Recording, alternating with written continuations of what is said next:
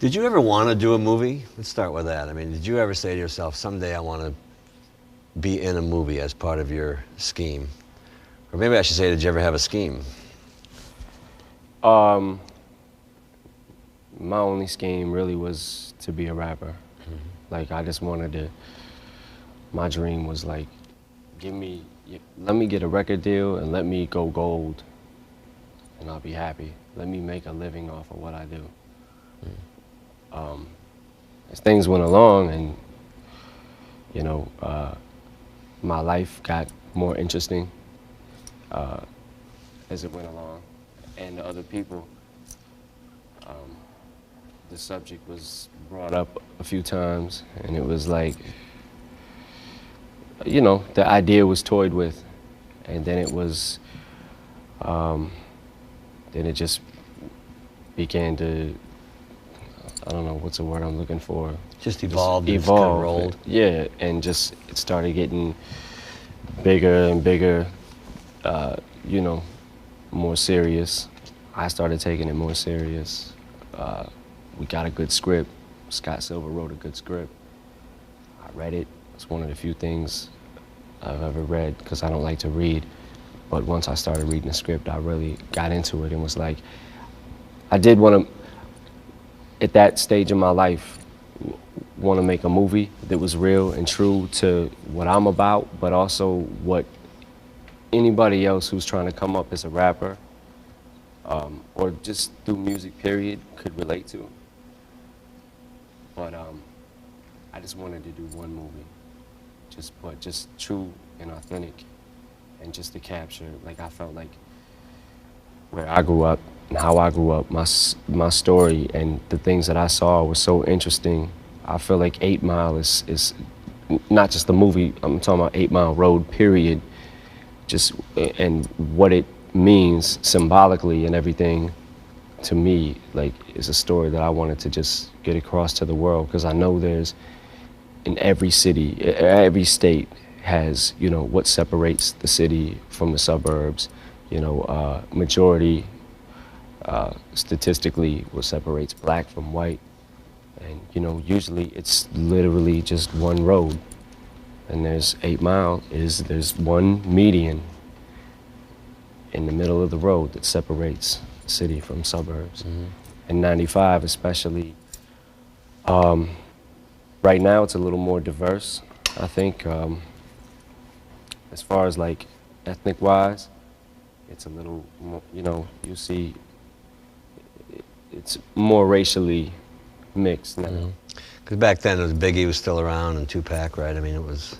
Yeah, when that shit started heating up, I mean, but even before that, it not even anything to do with hip hop, just how segregated, you know, the city was from the suburbs, like literally being across the street from each other, but how segregated it was. It's come a long way from since 95 to now, you know, in these 7 years, it's become a lot more.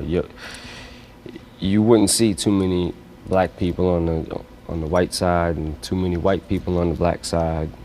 It's amazing, only 7 years ago. Yeah, but it's definitely got, you can see it, it's you know, people, I think, as time goes by, the world is getting more, you know, a little more open-minded and starting to just take life for what it is and take shit for what it really is. And I mean, that's my take on it. But me coming up and through that time, like the late 80s, early 90s, racial tension was pretty high. What was it like being a white rapper back then? Did people say, white rapper? Is this possible? Well, there was a lot of, or were there more? There was a lot of cats that I seen, like, as I was coming up, you know, that were trying to come up around the same time as me, who never made it or haven't made it yet, you know, but very few I would see in the same spots that I was in. You know, where I would go would be clubs where I would literally, you know, I used to literally make my own tapes, go to Kinko's, press up, draw my own covers, press the covers up at Kinko's and sell them out of my trunk, go into these clubs where I'm literally like the only white person there, sell and trying to sell my tape, just or my CD that I would save up like my income tax checks from my job at the end of the year and put it all into my music, save it, and go to these clubs and just try to sell it. $4, get this CD. A lot of times, even giving it out, just like, listen to this. You know, every time there was a hip hop summit, if it was in Detroit, if it was in Miami, if it was in Cincinnati, you know, get in the car with my friends, some of them from D12, get in the car, just drive down there and just try to get anybody to just listen to our demo. How did people respond to you when they saw you standing there? You know, here, listen to this. Well, what we Hi, used I'm to do, right? Hi, hi, I'm white. Listen to my CD. What we used to do, me and Proof used to have his own methods of doing things. You know, Proof used to be like Mr. Polyman. Like, he was cool with, like, he was down with like a lot of rappers that, you know, they were kind of big in the underground. So when we would make trips to Miami and stuff like that, he would go hang with them and poly with them, and he had his own way, like his own agenda of meeting people. We would kind of split up a little bit, and then me and Bizarre literally had a radio and was walking around with it, just playing our demo, just like as loud as we could, and trying to figure out what hotel Fat Joe was at, or what hotel you know, any rapper was that would just maybe walk by, we'd catch him walking out the hotel and like just be sitting there, and somebody would walk by and just that glimmer of hope, like catch somebody's ear and be like, yo, what is that you're playing? So I could be like, yo, it's my demo. This is my, you know, what was it, the 96 or 97 Freaknik I went to with Bizarre also and a couple other friends, and was literally doing the same thing, just handing my tape, like standing on the corner, like handing my tapes out. We'd drive in the car, we'd roll the window down, we'd see some people who looked like they would listen to hip hop, and just anybody who looked like they would even remotely have their ear open to hip hop, just, yo, here, take this, it's free, just take it, listen to it. So who listened to it? How'd you get, what was your one moment? My one moment. What got you here? What got me here? Dr. Dre, obviously. Him hearing the tape. It wasn't. Was there a story somebody heard it on the radio and got it to Jimmy, and he got it to Dre? There was a lot of stories, but like honestly, like I busted my ass in the underground. Like I would do shows in New York. Like my manager Paul lived in New York, which was definitely a plus, where he could get me, you know, he would get me little gigs like what he could just from the buzz with the Slim Shady EP, like this 6-song EP that we had pressed up. He would give it to, you know, he had little connects with some underground rappers. He would pass it along to them, and they would pass it along to their boys, and then, yo, you got to check out my man. And then it started developing into things where he would be able to get me little gigs, like, you know, where I got to open up for the Boot Camp Clique once, and Buckshot, was it what label? Duck Down Records had seen me.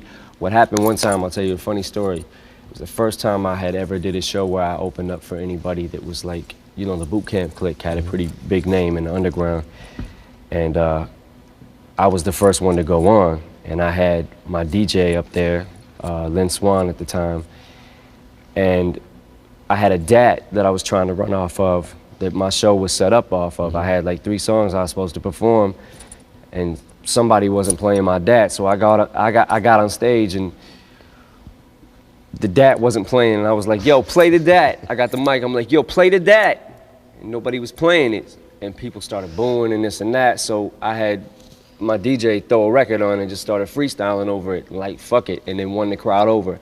Then my DAT started in the middle of it, and then they got to hear like my songs and then this and that. Then I got a meeting with Duck Down Records, and we started talking about deals, and then it's, you know, little independent labels started coming at me, and you know, just from those things elevating the Rap Olympics and all those things, like just generating the buzz, the Scribble Jam. You know, there's tapes of me battling. I know there's like a lot of tapes of me in freestyle battles and stuff. And how close were those battles in the movie to the battles that you were in? Exact same. Really? Intensity. Like, that's one thing that I want this movie to get across, is that people who live in this world, I'm referring to hip hop, Mm-hmm. like how seriously we take this, how seriously we take our music and battling and the sport of it and the competition and everything. Like, if for me to lose a battle, when I lost, I beat out, at the Rap Olympics in '97, I beat out everybody. Like, I went through many people and got to the end and choked a little bit. And the guy who beat me, I don't know where he is now, but you know, the prize if you won the battle was $500 in a Rolex. And the night before I flew to LA, I had just got kicked out of my house, got evicted from my house, and all our stuff had got thrown on the lawn, and people was rummaging through it. And I'll never forget this. I was staying in the house with no heat. All the electric was cut off and everything, and I had to climb in through the back window, sleep on the floor, and then have my cell phone with me so Paul could give me a wake-up call in the morning, because I didn't even have an alarm clock, so I could catch my plane to go to the Rap Olympics. So when I lost the battle, I needed that $500 so much. I don't know if it was a real Rolex or it was a fake Rolex. I didn't care about the Rolex, but I needed that $500. And when I lost, like, I felt like my whole manhood was just completely stripped of me. You know, I was so mad, literally, like, in such a rage. I wanted to, like, so emotional. I almost felt like crying. On what level, though? And because you needed the money, or because you were so passionate about the music, or both? So passionate about just winning, period, because then your name generates. Plus, it was the second time to get it this guy named Juice, who I lost. I beat out everybody in Cincinnati, and there was a guy named Juice from Chicago. This was like a few months before that, if I would have, in the Rap Olympics, had I have won, I would have got to battle Juice. And I was waiting to do that to get a rematch, because I lost to him at the Scribble Jam in Chicago, or in Cincinnati. It was the same story. I went through everybody, went through all these cats. I beat him, kept beating everybody. Got to him, and we tied in our first two battles. And then they was like, okay, these are gonna be the runners-up. And then the runners-up, the last battle, the semifinals, would take place in a club. Like later on that night, the people actually had to pay at the door to come and see the battle. And it was like the championship thing. So it was me and Juice in the championship thing. And then the first time we battled, we tied again. And then the second time we battled, he got me. So I wanted another chance to get at him, because the winner got the $500 and the Rolex or whatever, and got to battle Juice again. And I wanted to do that just to redeem myself, because I felt like here in Detroit, I had never lost a battle. Like the hip hop shop, wherever I went, Ebony Showcase, any place I ever went and battled, I had never lost a battle. So Cincinnati was the first time that I ever lost a battle, and there was no prize in Cincinnati. It was just pride. But you wanted it here.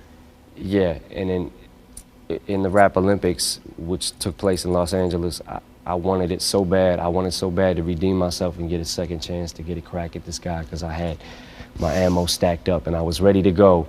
And then I lost to this guy that was like, he wasn't good.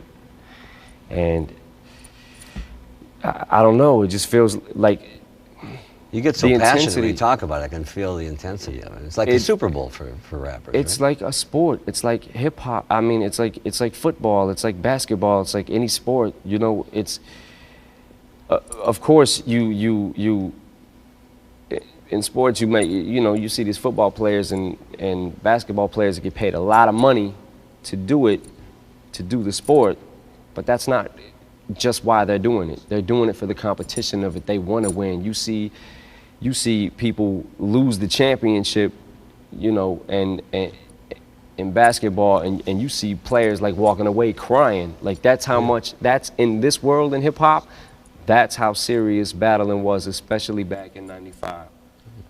And what was what used to be so dope about it was, what I kind of miss about it a little bit, but I understand, you know, it's gotten to a little bit different level today.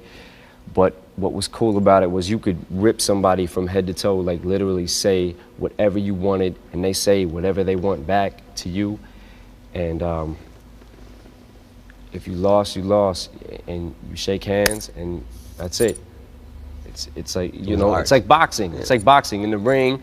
Boxers, they want to kill each other. They want to throw that knockout blow and plaster somebody's nose all over their face.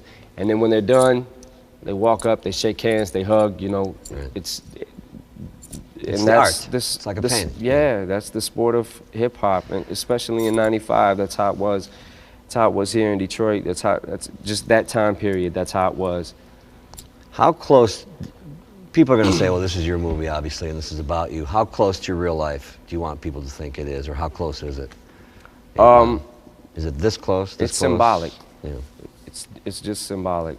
I mean, basically, you know, like obviously everything that happened in the movie didn't happen in my real life, you know, and I've lived in trailers, but I didn't grow up in a trailer, and I didn't, you know. So there's different things, but the basis of it, yeah, you know, the same idea. Lower class, poor kid coming up, wanting to do music, getting tugged every different which way by his friends and not knowing which way to go. Do you make a demo and do you shop it, or do you battle to win credibility and then get a street buzz going? Like, what do, you know? Like, it's the same.